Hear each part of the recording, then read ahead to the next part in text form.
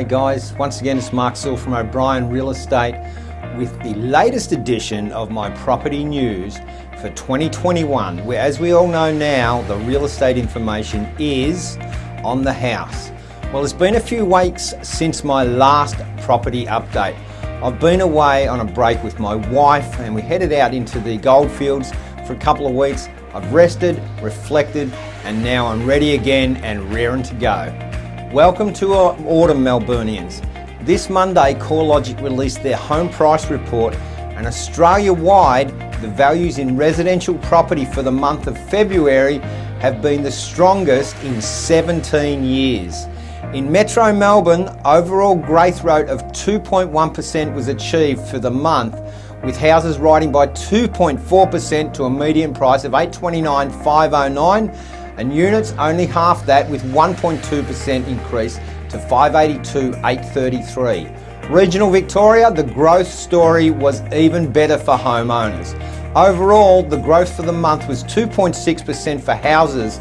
It was 2.6% for units, in this instance increasing more than houses, increasing 2.8%, which is quite contrary to Melbourne Metro. This week throughout the media there's been talk real estate prices are too hot at the moment. Interestingly, Melbourne Metro prices are still 1.3% off their peak from 12 months ago. The reality of this situation is the interest rate drive real estate prices. Here's a graph that shows the property price growth in direct correlation with interest rate changes over a 20-year period. Every movement up and down correlates with a price change. So with borrowing costs at rock bottom and the government stimulus encouraging record finance approval, we'll see growth continue for some time. Let's not forget that Westpac only released their latest forecast last week, predicting 18% growth for Melbourne over the next 2 years. Also, here's another graph below. This graph shows something the market hasn't seen for some time, which is the same strong activity across all three main buyer types. You'll see in the graph below that all three, the investor, the first home buyer, and owner-occupiers, are all spiked from 2019, which clearly shows why there is so much competition in today's market, and particularly at auctions. Here is the news making the headlines this week. ANZ reported job advertisements rose by 7.2% in February, presenting a 28-month high of 174,010 available positions. Job ads are now up 13.4% from a year ago. Home loans. The value of new home loan commitments rose by 10.5% in January to a record high of $28.75 billion. Owner-occupier loans up by 10.9%, and investor loans were up by 9.4%.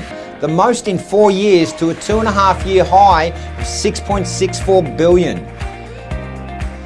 Afterpay reported its half-year results this week with an 89% increase in its revenue. However, it reported a half-year loss of $79.2 million.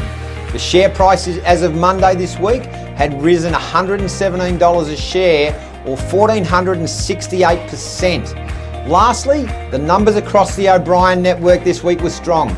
We sold 15 out of 15 auctions, and the weekend was of course 100% clearance rate. Over the last week, listing numbers bounced back at 113 new listings launching. We had 101 properties come under contract, with 97 confirmed sales and a top price of $2.08 million. Some new properties of mine that are about to hit the market: 13 and 15 Lacenet Avenue, Frankston North, both on 600 square metre blocks. They'll be going to auction later this month. 6 Mockingbird and 48 Stringy Leaf in Botanic Ridge. Both of those are 4 bedrooms, 2 bathrooms, and a single car garage on about 300 square metres.